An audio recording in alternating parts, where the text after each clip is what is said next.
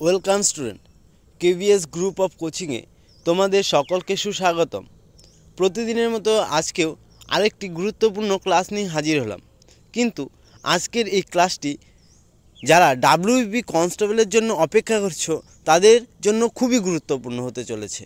কারণ আজকের এই ক্লাসটিতে আলোচনা করব ডাব্লিউবিপি কনস্টেবলের বিগত দিনে যে সমস্ত এক্সামগুলি হয়েছে ওই সমস্ত এক্সামের ইতিহাসের যে প্রশ্নগুলি তোমাদের এসেছে সেই কোশ্চেনগুলি নিয়েই আজকের এই ভিডিওটিতে তোমাদের সঙ্গে হাজির হলাম।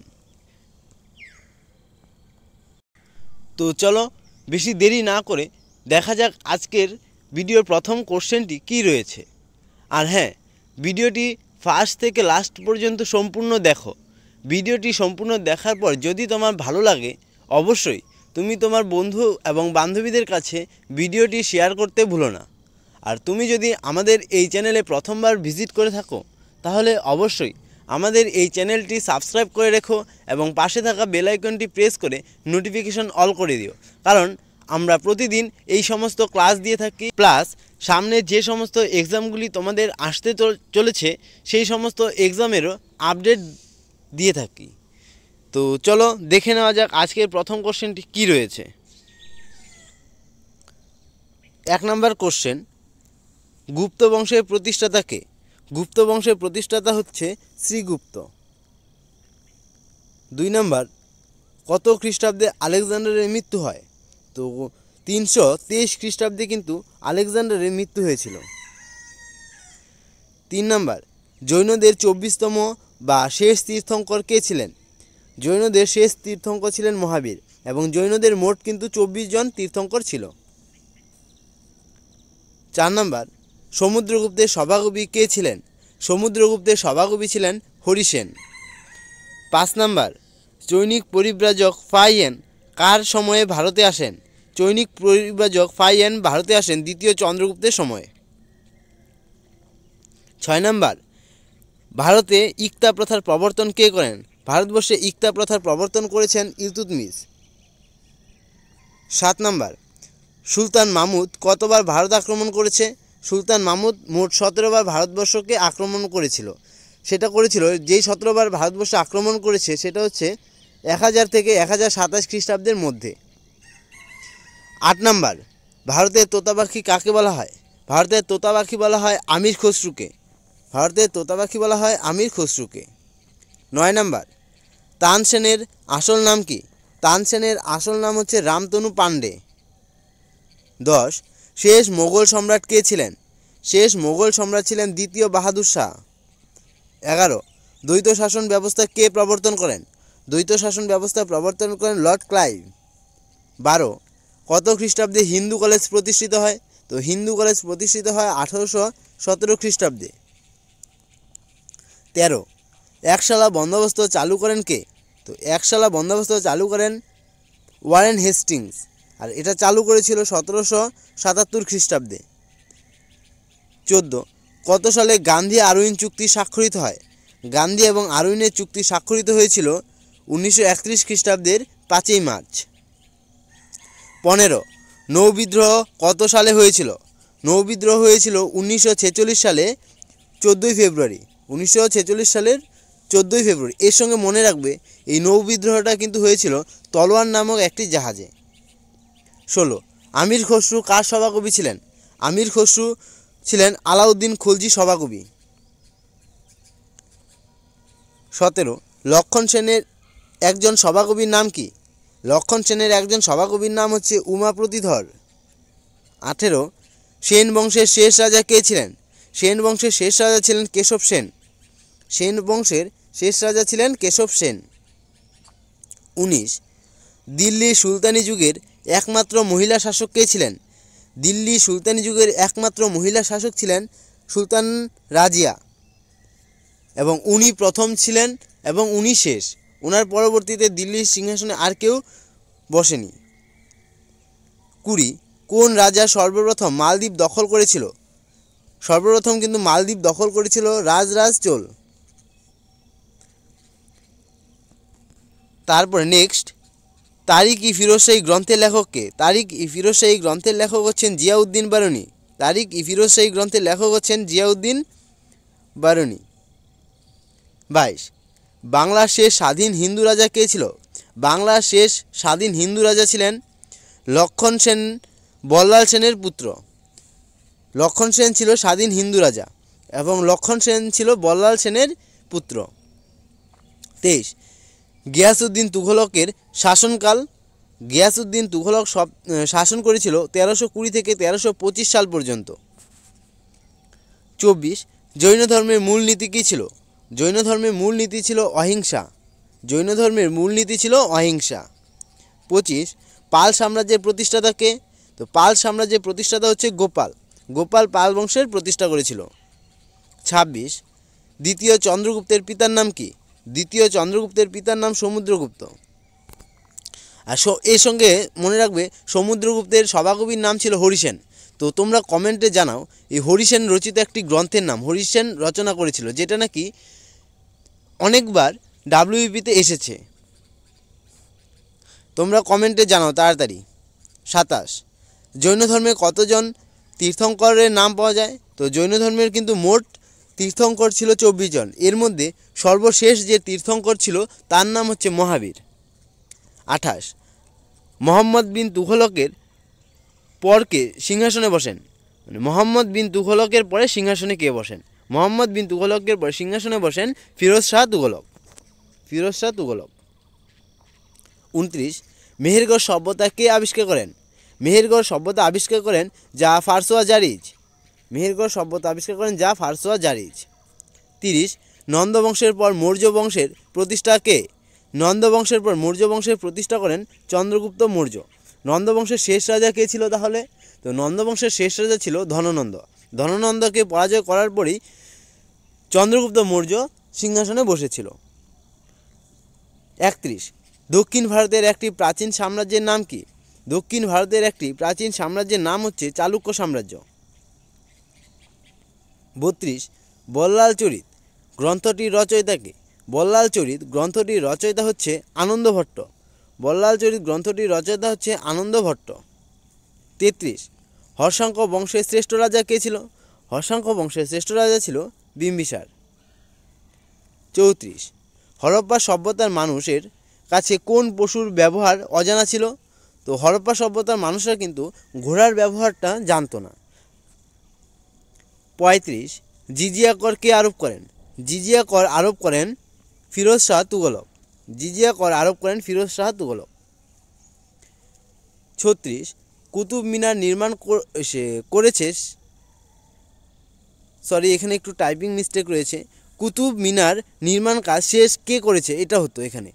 তো কুতুব মিনার নির্মাণ কাজ শুরু করেছিল কুতুবউদ্দিন আইবক, কিন্তু নির্মাণ কাজ সম্পূর্ণ করতে পারেনি কুতুবউদ্দিন আইবক। নির্মাণ কাজটা সম্পূর্ণ করেছিল কুতুবউদ্দিন আইবকেরই জামাতা ইলতুৎমিশ। 37 আলেকজান্ডার কত সালে ভারত আক্রমণ করেন? তো আলেকজান্ডার ভারতবর্ষে আক্রমণ করেন 326 খ্রিস্টপূর্বাব্দে। 326 খ্রিস্টপূর্বাব্দে।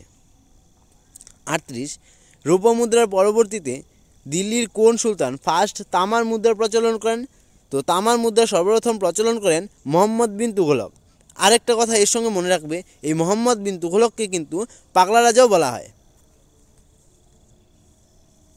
নেক্সট 39 খলজি বংশের শ্রেষ্ঠ ও শক্তিশালী রাজা কে ছিল?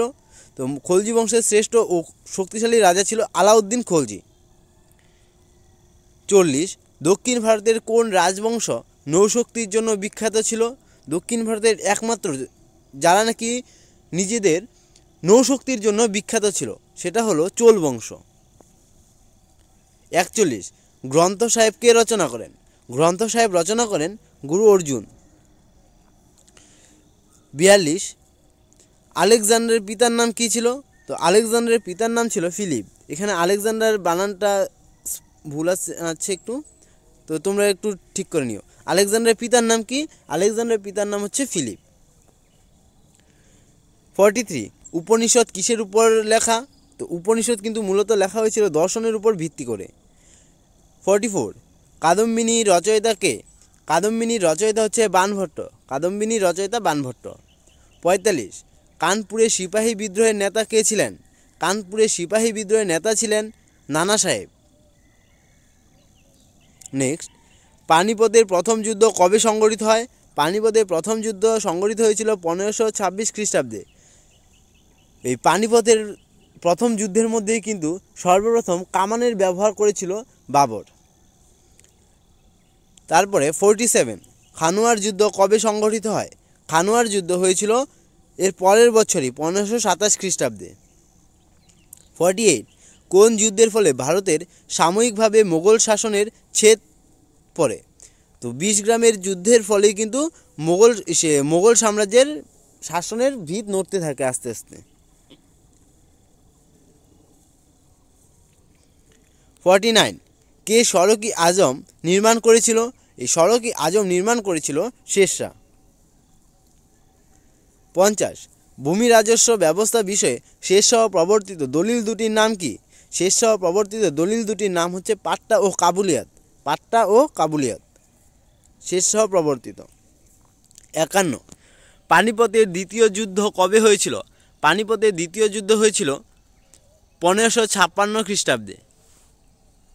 1556 খ্রিস্টাব্দে পানিপথের দ্বিতীয় যুদ্ধ হয়। 52, হলদিঘাটের যুদ্ধ কবে হয়েছিল? তো হলদিঘাটের যুদ্ধ হয়েছিল 1576 খ্রিস্টাব্দে। এই যুদ্ধগুলি কিন্তু খুবই গুরুত্বপূর্ণ তোমাদের জন্য। 53, আবুল ফজল কোন সম্রাটের সভাসদ ছিলেন? আবুল ফজল ছিলেন আকবরের সভাসদ। 54, মনসবদারি প্রথা কে প্রবর্তন করেন? মনসবদারি প্রথা প্রবর্তন করেছিল সম্রাট আকবর। 55, সম্রাট জাহাঙ্গীর কোন শিখ গুরুকে প্রাণদণ্ড দেন? তো সম্রাট জাহাঙ্গীর পঞ্চম শিখ গুরু অর্জুন সিংকে কিন্তু সে প্রাণদণ্ড দিয়েছিল। 56, মুসলমানরা কাকে জিন্দাবীর বলতো? এখানে ভিন্দাবীর হয়ে গেছে, এটা জিন্দাবীর হবে। তো মুসলমানরা কাকে জিন্দাবীর বলতো? মুসলমানরা ঔরঙ্গজেবকে জিন্দাবীর বলতো।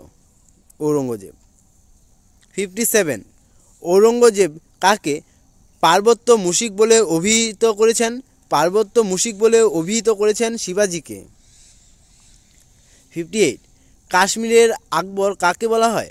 কাশ্মীরের আকবর বলা হয় জয়নুল আবেদিনকে। 59, মুঘল যুগে তাম্রমুদ্রার নাম কী ছিল? মুঘল যুগে তাম্রমুদ্রার নাম ছিল দাম। দাম নামে কিন্তু তখন সে পরিচিত ছিল তাম্রমুদ্রার। 60, কে ফরাসি ভাষায় রামায়ণ অনুবাদ করেন? তো ফরাসি ভাষায় রামায়ণ অনুবাদ করেছেন বাদাউনি। এখানে একটু ভুল আছে, তো তোমরা ঠিক করে নিও, বাদাউনি। 61, বাংলার প্রথম স্বাধীন নবাব কে ছিলেন? বাংলার প্রথম স্বাধীন নবাব ছিলেন মুর্শিদ কুলি খাঁ। বাংলার প্রথম স্বাধীন নবাব ছিলেন মুর্শিদ কুলি খাঁ। নেক্সট, 62, অমৃতসরের বিখ্যাত স্বর্ণ মন্দিরটি কে তৈরি করেন? অমৃতসরের বিখ্যাত স্বর্ণ মন্দিরটি তৈরি করেন গুরু রামদাস। 63, গদর পার্টির প্রতিষ্ঠাতা কে? তো গদর পার্টির প্রতিষ্ঠাতা ছিলেন লালা হরদয়াল এবং এই গদর পার্টিটি প্রতিষ্ঠিত হয় আমেরিকার সান ফ্রান্সিসকো শহরে। 64, সাইমন কমিশন কত সালে ভারতে আসেন? তো সাইমন কমিশন ভারতবর্ষে আসেন 1928 সালে। সাইমন কমিশন ভারতবর্ষে আসেন 1928 সালে। 65, গান্ধী বুড়ি কাকে বলা হয়? গান্ধী বুড়ি বলা হয় মাতঙ্গিনী হাজরাকে। 66, ভারত ছাড়ো আন্দোলনের সূচনা কে করেন? ভারত ছাড়ো আন্দোলনের সূচনা করেন গান্ধীজি। ভারত ছাড়ো আন্দোলনের সূচনা করেন গান্ধীজি। 67, ভারতের শেষ ভাইসরয় কে ছিলেন?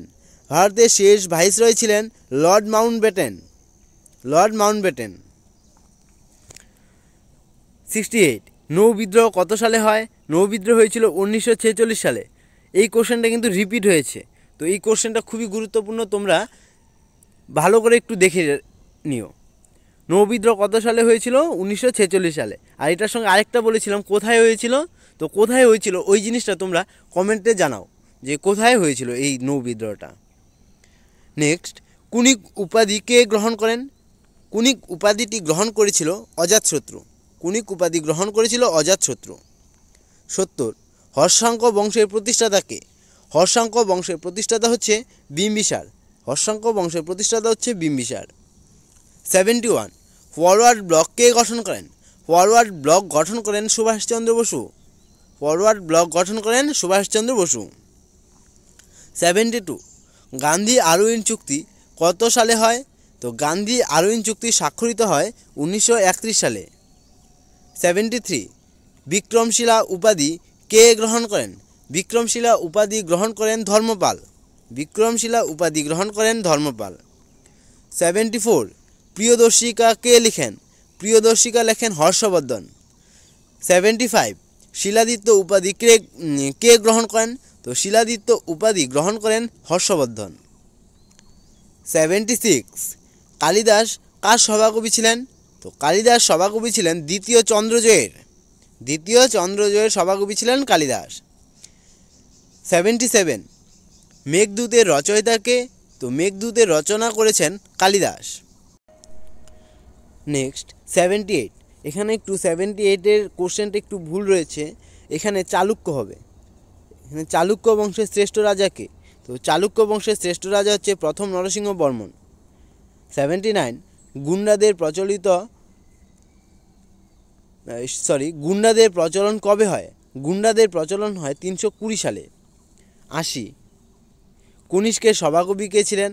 তো কনিষ্কের সভাকবি ছিলেন অশ্বঘোষ। কনিষ্কের সভাকবি ছিলেন অশ্বঘোষ। 81 সাতবাহন বংশের প্রতিষ্ঠাতা কে? সাতবাহন বংশের প্রতিষ্ঠাতা হচ্ছে শিমুখ। সাতবাহন বংশের প্রতিষ্ঠাতা হচ্ছে শিমুখ। নেক্সট কে বিক্রমাদিত্য উপাধি গ্রহণ করেন? তো বিক্রমাদিত্য উপাধিটি গ্রহণ করেছিল দ্বিতীয় চন্দ্রগুপ্ত। বিক্রমাদিত্য উপাধি গ্রহণ করেছিল দ্বিতীয় চন্দ্রগুপ্ত। 83 শকাব্দ কে প্রচলন করেন? শকাব্দের প্রচলন করেন কনিষ্ক। শকাব্দের প্রচলন করেন কনিষ্ক। নেক্সট 84 গান্ধার শিল্প কোন যুগের? গান্ধার শিল্প কুষাণ যুগের। গান্ধার শিল্প কুষাণ যুগের। 85 কে বিক্রমাদিত্য উপাধি গ্রহণ করেন? বিক্রমাদিত্য উপাধি গ্রহণ করেন দ্বিতীয় চন্দ্রগুপ্ত। 86 শকাব্দ কে প্রচলন করেন? শকাব্দ প্রচলন করেন কনিষ্ক। 87 গান্ধার শিল্প কোন যুগের? কুষাণ যুগে। এই কোশ্চেনগুলি একটু রিপিট হয়ে গেছে। গান্ধার শিল্প এবং এই তিনটা কোশ্চেন একটু রিপিট হয়েছে। আচ্ছা 88 কাকরি ষড়যন্ত্র মামলা প্রধান অভিযুক্ত কে ছিলেন? কাকরি ষড়যন্ত্র মামলার প্রধান অভিযুক্ত যে ছিলেন তার নাম হচ্ছে রামপ্রসাদ বিসমিল্লা। 89 রাইটার্স বিল্ডিং অভিযান কত সালে হয়? রাইটার্স বিল্ডিং অভিযান হয় 1930 সালে। 90 রাশিয়ার বলশেবিক আন্দোলন হয় কত সালে? রাশিয়ার বলশেবিক আন্দোলন হয় 1917 সালে।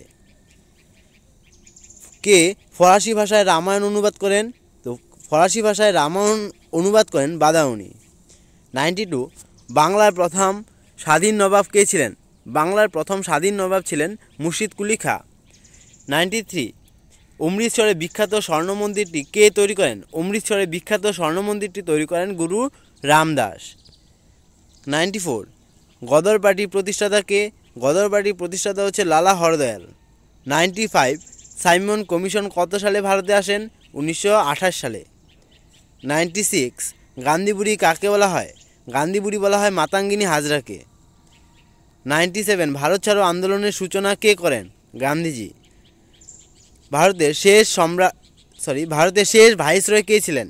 ভারতের শেষ ভাইসরয় ছিলেন লর্ড মাউন্টব্যাটেন। 99 নৌ বিদ্রোহ কত সালে হয়?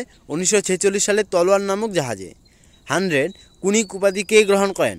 কুনিক উপাধিটি গ্রহণ করেন অজাতশত্রু। এই ভিডিওটির মধ্যে কয়েকটা কোশ্চেন রিপিট হয়েছে, তো তোমরা কোনো টেনশন করো না, আমরা আরও ইতিহাসের যে আরও কোশ্চেন রয়েছে ওই সমস্ত কোশ্চেনের সঙ্গে বাকি কোশ্চেনগুলোকেও অ্যাড করে দেব। আর ভিডিওটি যদি তোমার ভালো লাগে তাহলে অবশ্যই ভিডিওটি তুমি তোমার বন্ধু বান্ধবীদের কাছে শেয়ার করে দিও। আর সম্পূর্ণ ভিডিওটি দেখার জন্য তোমাদের অসংখ্য ধন্যবাদ।